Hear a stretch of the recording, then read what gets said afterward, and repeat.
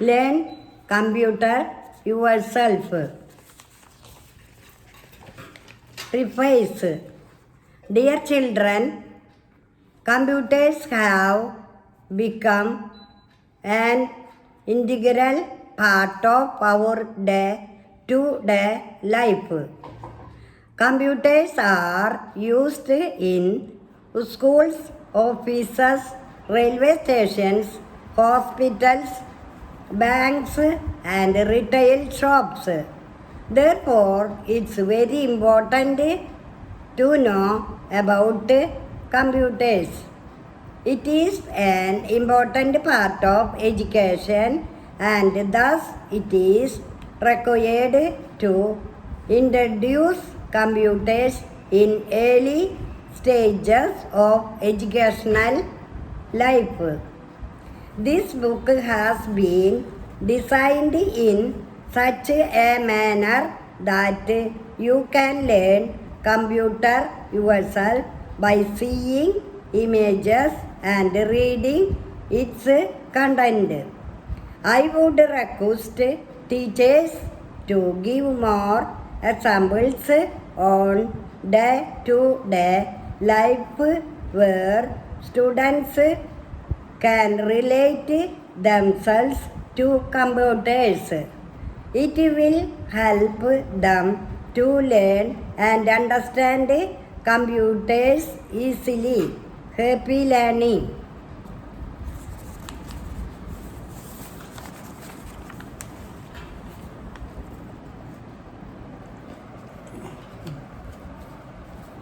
Introduction to a computer. Parts of computer. Input device. Output device. Type of computers. Uses of computer. Taking care of computers. Introduction to a computer. Hey, this is a computer. A computer is an electronic device. What does a computer do? A computer is a machine that helps us to do many things. A computer helps in teaching and learning. A computer helps in solving problems like addition and subtraction. A computer can send messages, for example, email. A computer can show you movies. Do you know you can watch your favorite cartoon show on computer? A computer can play games with you. A computer can store a large amount of data. For example, pictures, movies, songs, and books. A computer works very fast and it never gets tired.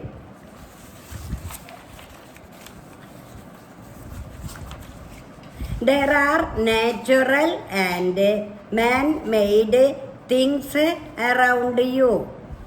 Natural things, flowers, river, mountains. Man-made things, aeroplane, mobile phone, car. A computer is a man-made machine. Parts of a computer. What are the main parts of a computer? CPU, Central Processing Unit, monitor, keyboard, mouse. A computer has 4 main parts. Let us learn about different parts of a computer. This is a monitor. It looks like a television. It shows movies and games. It allows you to write and draw pictures in it. It is also known as a screen. This is a mouse. The mouse is used to move the cursor and select different things on the monitor. It is used to draw pictures and play games on the computer. This is a CPU. Its full name is Central Processing Unit. It is the main part of a computer. It is also called the brain of the computer. It contains the important components like floppy disk drive and CD-ROM drive. Floppy disk drive. A floppy disk drive is a device that is used to store data. A floppy disk can be moved easily from one place to another. CD-DVD-ROM drive. It is a device that helps you to view movies on computer. CD or DVD can store more data than floppy disk. This is a keyboard. It has different keys that are used to enter data into the computer. Number keys. It has number keys from 0 to 9. Alphabet keys. It has alphabet keys from A to Z. Input devices. What is an input device? An input device is a part of a computer that enters data into it.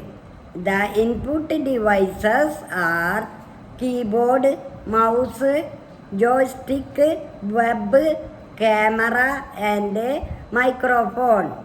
Keyboard. Letters you enter data into a computer. Mouse. Letters you draw pictures on a computer. Scanner.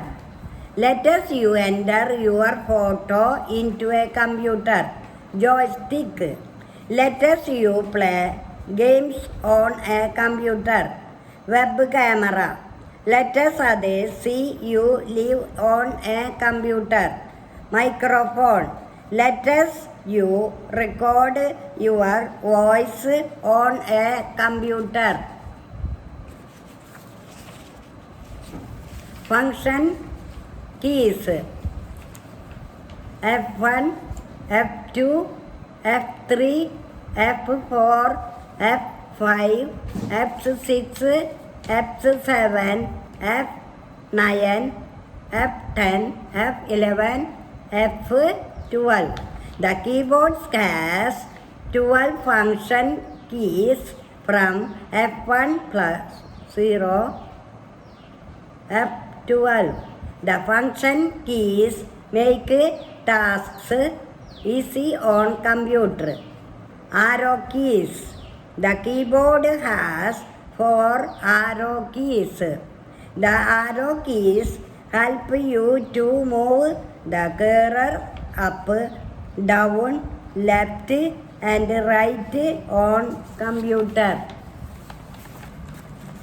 Let us learn more about input devices. Keyboard. A keyboard is used for entering data into a computer. It has number keys, alphabet keys, function keys, and arrow keys.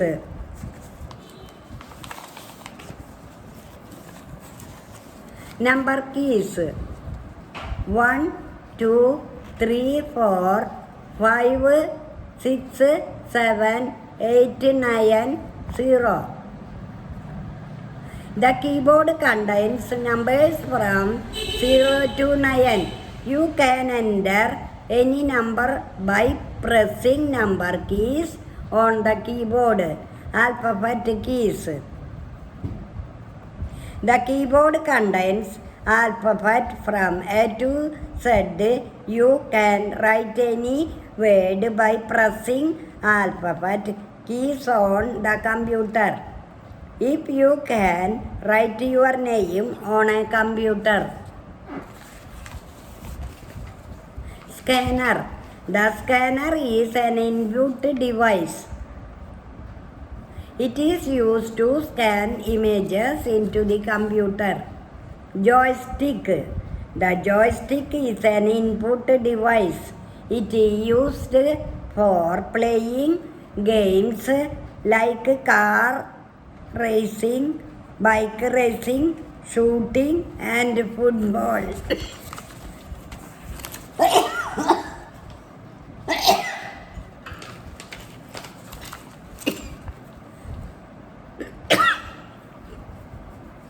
Mouse.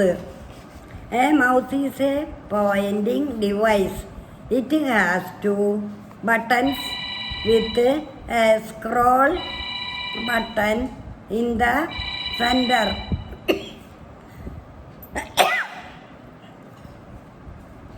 Scroll button, right button, left button, left button. This button is used to move the mouse pointer on the monitor. It helps you to draw images. Right button. This button is used to open shortcut menu commands. It helps you to command your computer quickly. Scroll button. This key helps you to move the page up or down on the computer monitor. Web camera. The web camera is an input device. It is used to capture picture and video. It allows others to see you live on computer screen.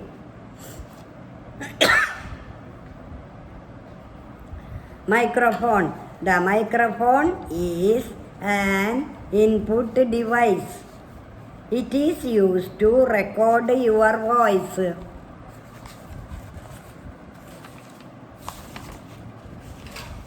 Output devices. What is an output device? An output device is a part of a computer that shows the result of data entered into the computer.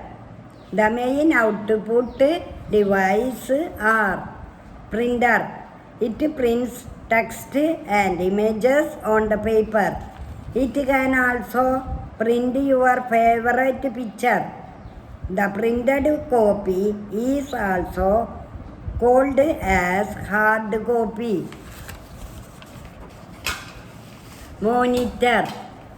That it displays text, images and data.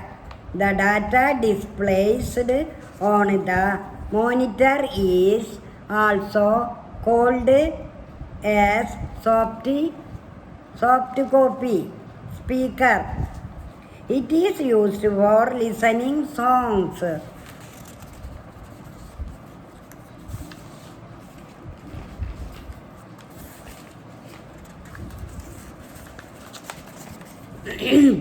Types of computers. What are the different types of computers? Computers are of different types. They are used in different ways for different kinds of work.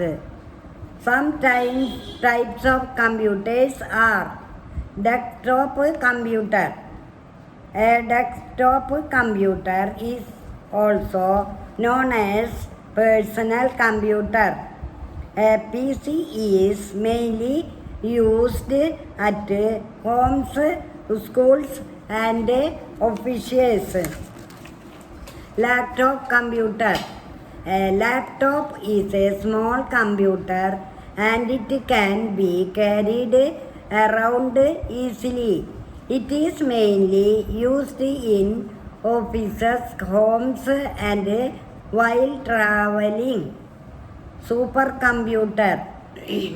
A supercomputer is a large and very powerful computer. It is used for research purpose in big companies. They are very costly. Uses of a computer. Where do we use these computers? The computers are used in different fields.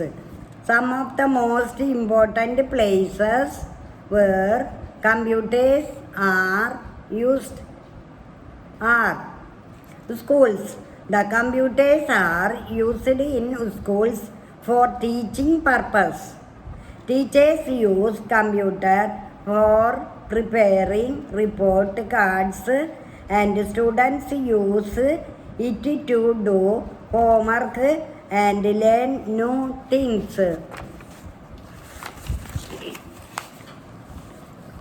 Hospitals.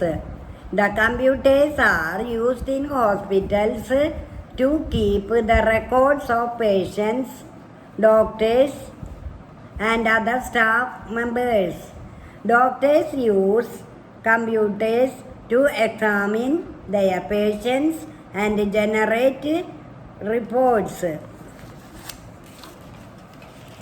Banks. The computers are used in banks for counting money and keeping records of bank transactions, like how much money has been withdrawn and deposited in the bank. The computers are used to control the function of ATM machines. Booking tickets. The computers are used in railway stations, airports, cinema halls, and amusement parks for booking tickets. They store large amount of data. School, cinema halls, airports, railway stations, office, bank, scientific research, amusement parks. Offices. The computers are used in offices for different kinds of work. They are used for writing documents, sending emails, storing data of employees like their biodata, salary details, meetings, and appointments. Scientific research. The computers are used for scientific research. It helps in weather forecasting, launching rockets and satellites, and other research work. Taking care of computers. Do computers need special care? Yes, computers need special care. They need to be handled carefully. Here are some do's and don'ts to keep in mind before using computers. doors. Keep the computer table clean and tidy. Always cover the computer after use. Clean your computer with soft dry cloth. Press the keyboard keys softly. Always take help from elder people if you have any doubt. Don'ts. Do not eat on the computer table. Do not touch the computer with wet and dirty hands. Do not play around the computer table. Do not sit very close to the computer screen. Do not clean the computer with water. Do not harm the computer with any hard object.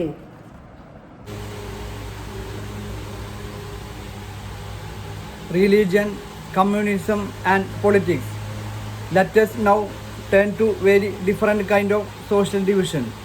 The division based on religious differences. This division is not as universal as gender, but religious diversity is fairly widespread in the world today. Many countries, including India, have in their population followers of different religions. As we noticed in the case of Northern Ireland, even when most of the people belong to the same religion, there can be serious differences about the way people practice that religion. Unlike gender differences, the religious differences are often expressed in the field of politics. Consider the following. Gandhiji used to say that religion can never be separate from politics. What he meant by religion was not any particular religion like Hinduism or Islam, but moral values that information and inform all religions. He believed that politics must be guided by ethics drawn from religion. I am not religious. Why should I bother about communalism and secularism? Human rights group in our country have argued that most of the victims of communal rights in our country are people from religious minorities. They have demanded that the government take special steps to protect religious minorities. Women's movement has argued that family laws of all religions discriminate against women. So they have demanded that government should change these laws to make them more equitable. All these instances involve a relationship between religion and politics.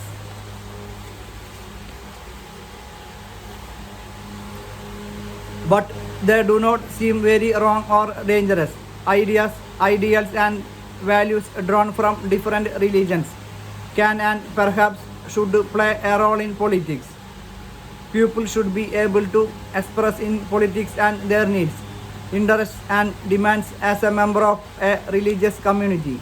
Those who hold political power should sometimes be able to regulate the practice of religion so as to prevent discrimination and oppression. These political acts are not wrong as long as they treat every religion equally.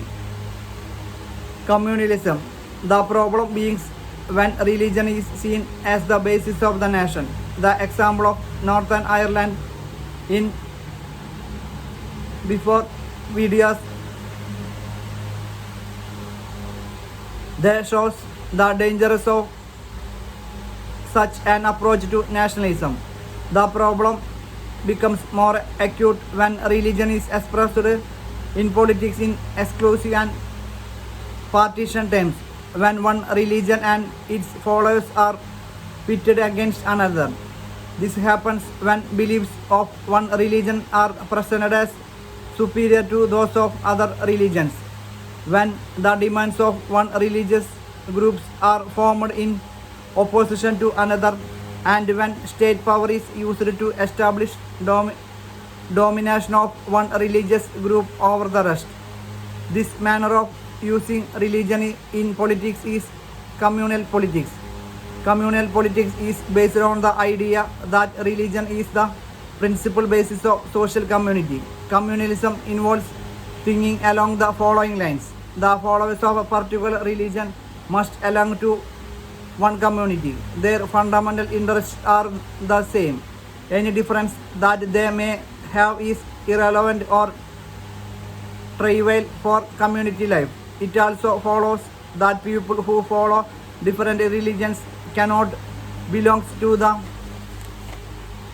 same social community. If the followers of different religion have some commonalities, these are superficial and immaterial. Their interests are bound to be different and involve a conflict. In its extreme form, communism leads to the belief that people belonging to different religions cannot live as equal citizens within one nation. Either one of them has to dominate the rest, or they have to form different nations. This belief is fundamentally flawed. People of one religion do not have the same interests and aspirations in every context. Everyone has several other roles, positions, and identities. There are many voices inside every community. All these voices have a right to be heard. Therefore, any attempt to bring all followers of one religion together in context other than religion is bound to suppress many voices within that community. Communalism can take various forms in politics. The most common expression of communalism is in everybody believes. These routinely involve religious prejudice, stereotypes of religious communities, and belief in the superiority of one's religion over other religions. This is common that we often fail to notice it, even when we believe in it. A communal mind often leads to a quest for political dominance of one's own religious community. For those belonging to majority community, this takes the form of majoritarian dominance. For those belonging to the minority community, it can take the form of a desire to form separate political unit. Political mobilization on religious lines is another frequent form of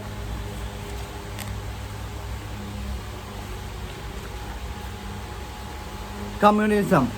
This involves the use of scared symbols, religious leaders, emotional appeal, and plain fear in order to bring the followers of one religion together in the political arena. In electoral politics, this often involves special appeal to the interests or emotions of voters of one religion in preference to others.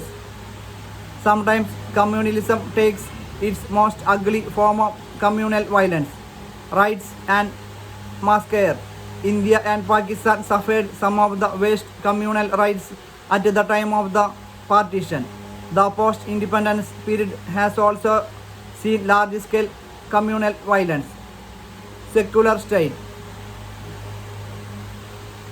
Communalism was and continues to be one of the major challenges to democracy in our country. The makers of our constitution were aware of this challenge. That is why they choose the model of a secure state. This choice was reflected in several constitutional provisions that we studied last year. There is no official religion for the Indian state. Unlike the status of Buddhism in Sri Lanka, that of Islam in Pakistan, and that of Christianity in England, our constitution does not give a special status to any religion.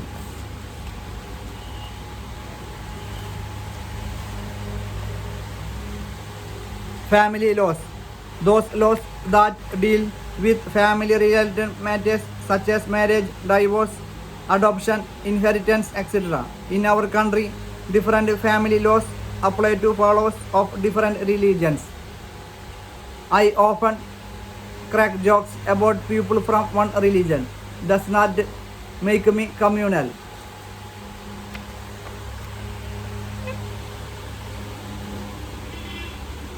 The Constitution provides to all individuals and communities freedom to profess, practice and propagate any religion or not to follow any.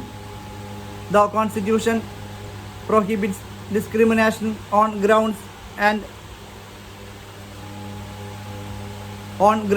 religion. At the same time, the Constitution allows the state to intervene in the matters of religion in order to ensure equality within religious communities. For example, it bans untouchability. Understood in this sense, secularism is not just an ideology of some parties or persons. This idea constitutes one of the foundations of our country. Communalism should not be seen as a threat to some people in India. It threatens the very idea of India. That is why communalism needs to be combated. A secular constitution like ours is necessary but not sufficient to combat communalism.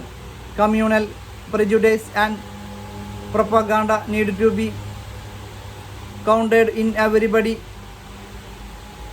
life, and religion-based mobilization needs to be countered in the arena of politics.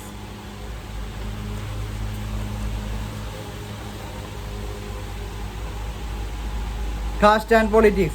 We have seen two instances of the expression of social divisions in the arena of politics. One largely positive and the other largely negative. Let us turn to our final case, that of caste and politics, that has both positive and the negative aspects. Caste inequalities. Unlike gender and religion, caste division is special to India. All societies have some kind of social inequality and some form of division of labor. In most societies, occupations are passed on from one generation to another. Caste system is an extreme form of this. What makes it different from other societies is that it counted in this system.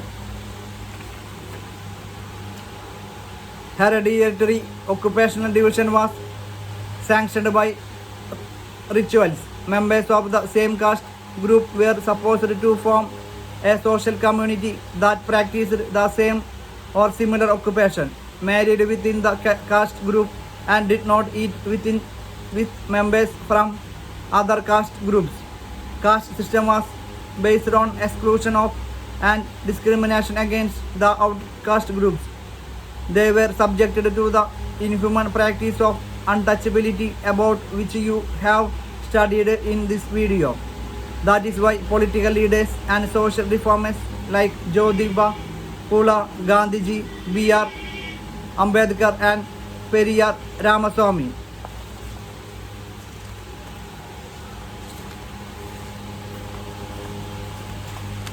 social and religious diversity of India. The census of India records the religions of each and every Indian after every 10 years. The person who fills the census form visits every household and records the religion of each member of that household exactly the way each person describes it. If someone says she has no religion or that he is an atheist, this is exactly how it is recorded. Thus, we have reliable information on the proportion of different religious communities in the country and how it has changed over the years. The pie chart below presents the population proportion of 6 major religious communities in the country. Since independence, the total population of each community has increased substantially but their proportion in the country's population has not changed much. In percentage terms, the population of the Hindus, Jains and Christians has declined marginally since 1961. The proportion of Muslim, Sikh and Buddhist population has increased slightly. There is a common but mistaken impression that the proportion of the Muslims in the country's population is going to overtake other religious communities. Expert estimates done for the Prime Minister's high-level community, popularly known as Sachar community, show that the proportion of the Muslims is expected to go up a little by about 3 to 4% in the next 50 years. It proves that in overall terms, the population balance of different religions communities is not likely to change in a big way. The same true of the major caste groups. The census of India counts two social groups, the scheduled castes and the scheduled tribes. Both these broad groups include hundreds of castes or tribes whose names are listed in an official schedule. Hence the prefix scheduled in their name. The scheduled castes, commonly known as Dalits, include those that were previously regarded as outcasts in the Hindu social order and were subjected to exclusion and untouchability. The scheduled tribes, often referred to as Adivasis, include those communities that led a scheduled secluded life, usually in hills and forests, and did not interact much with the rest of the society. In 2011, the scheduled castes were 16.6% and the scheduled tribes were 8.6% of the country's population. The census does not yet count the other backward classes. The group were discussed in this video. Hence, there are some differences about their proportion in the country's population. The National Sample Survey of 2004-2005 estimates their population to be around 41%. Thus, the SC, ST and the OBC together account for about 2/3 of the country's population and about 3/4 of the Hindu population.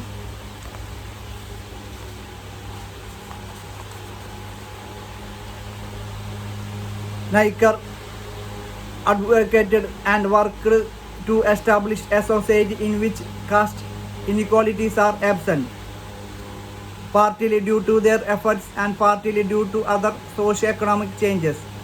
Caste and caste system in modern India have undergone great changes with economic development, large-scale urbanization, growth of literacy and education, occupational mobility, and the weakening of the position of landlords in the villages. The old notions of caste hierarchy are breaking down. Now, most of the times in urban areas, it does not matter much who is living along next to us on a street or eating at the next table in a restaurant. The Constitution of India prohibited any caste-based discrimination and laid the foundations of policies to reverse the injustice of the caste system. If a person who lived in a country ago were to return to India, she would be greatly surprised at the change that has come about in the country. Yet, caste has not disappeared from contemporary India. Some of the older aspects of caste have persisted. Even now, most people marry within their own caste or tribe. Untouchability has not ended completely despite constitutional prohibition. Effects of centuries of advantages and disadvantages continue to be felt today. The caste groups that had access to education under the old system have done very well in acquiring modern education as well. Those groups that did not have access to education or were prohibited from acquiring it have naturally lagged behind. That is why there is a disproportionately large presence of upper caste among the urban middle classes in our country. Caste continues to be closely linked to economic status. I don't care what my caste is. Why are we discussing all this is the video? Are we not promoting casteism by talking about caste? Now you don't like it. Did you tell me that wherever there is domination, we should discuss it? In political science, will caste disappear if we keep mum about it? Caste in politics. As in the case of communalism, casteism is rooted in the belief that caste is the sole basis of social community. According to this way of thinking, people belonging to the same caste belong to a natural social community and have the same interests which they do not share with anyone from another caste. As we saw in the case of communalism, such a belief is not born out by our experience. Caste is one aspect of our experience, but it is not the only relevant or the most important aspect. Caste can take various forms in politics. When parties choose candidates in elections, they keep in mind the caste composition of the electorate and nominate candidates from different castes so as to muster necessary support to win elections. When governments are formed, political parties usually take care that representatives of different castes and tribes find a place in it. Urbanization, shift of population from rural areas to urban areas. Occupational mobility, shift from one occupation to another. Usually when a new generation takes up occupations other than those practiced by their ancestors. Caste hierarchy, a ladder-like formation in which all the caste groups are placed from the higher to the lowest caste.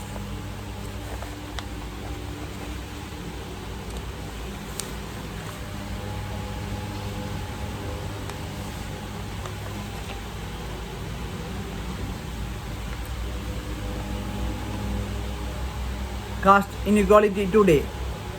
Caste is an important source of economic inequality because it regulates access to resources of various kinds. For example, in the past, the so-called untouchable castes were denied the right to own land, while only the so-called twice-born castes had the right to education. Although this kind of explicit and formalized inequality based on caste is now outlived, the effects of centuries of accumulated advantages and disadvantages continue to be felt. Moreover, new kinds of inequalities have also developed.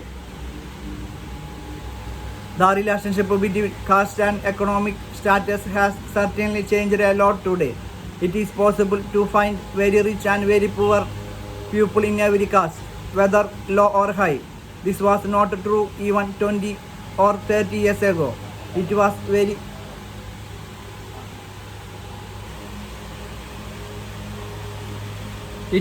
very rare indeed to find rich people among the lowest caste. However, as this evidence from the National Sample Survey shows, caste continues to be very strongly linked to economic status in many important ways. The average economic status measured by criteria like monthly consumption expenditure of caste groups still follows the old hierarchy.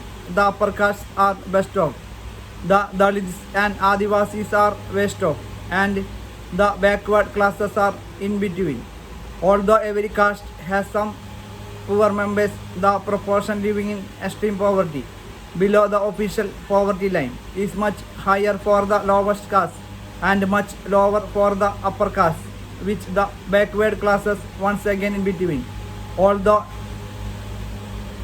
every caste has some members who are rich, the upper castes are heavily overrepresented among the rich, while the lower castes are severely underrepresented. Political parties and candidates in elections make appeals to caste sentiment to muster support. Some political parties are known to favor some castes and are seen as their representatives.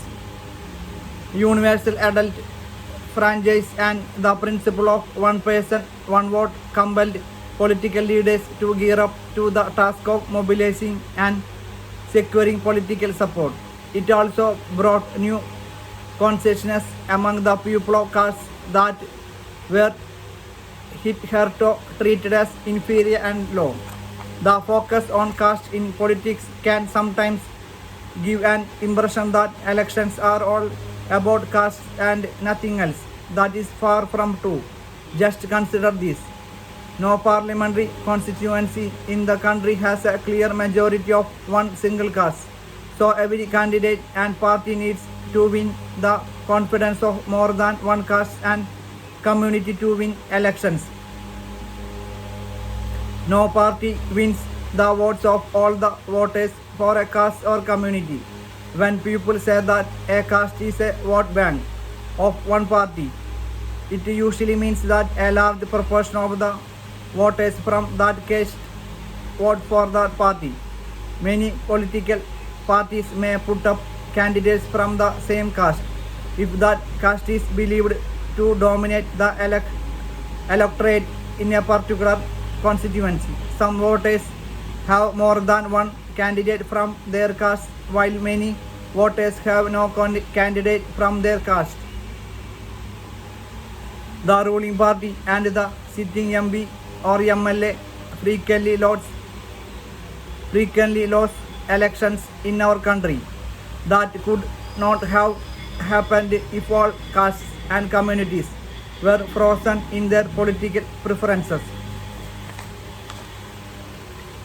Clearly, while caste matters in electoral politics, so do many other factors. The voters have strong attachment to political parties, which is often stronger than their attachment to their caste or community. People within the same caste or community have different interests depending on their economic condition.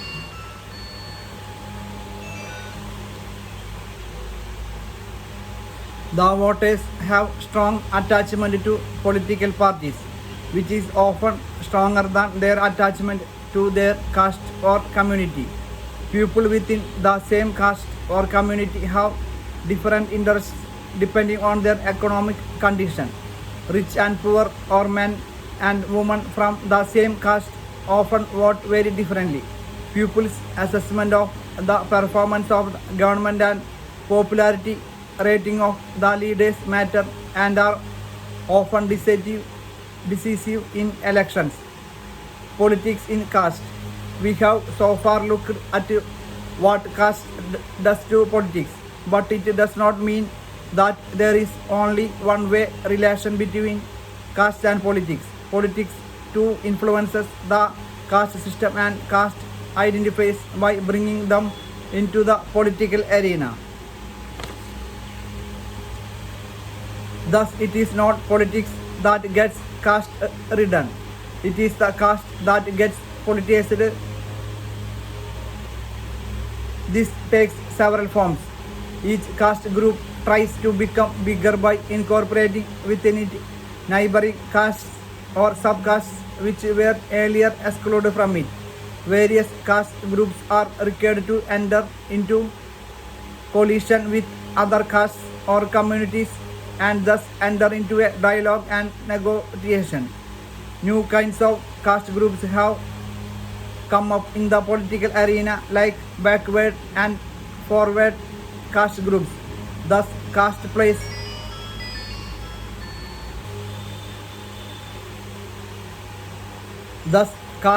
plays different kinds of roles in politics. In some situations, expression of caste differences in politics gives many disadvantaged communities the space to demand their share of power. In this sense, caste politics has developed from has helped people from Dalits and OBC castes to gain better access to decision making. Several political and non-political organizations have been demanding and agitating for an end to discrimination against particular castes, for more dignity and more access to land, resources and opportunities.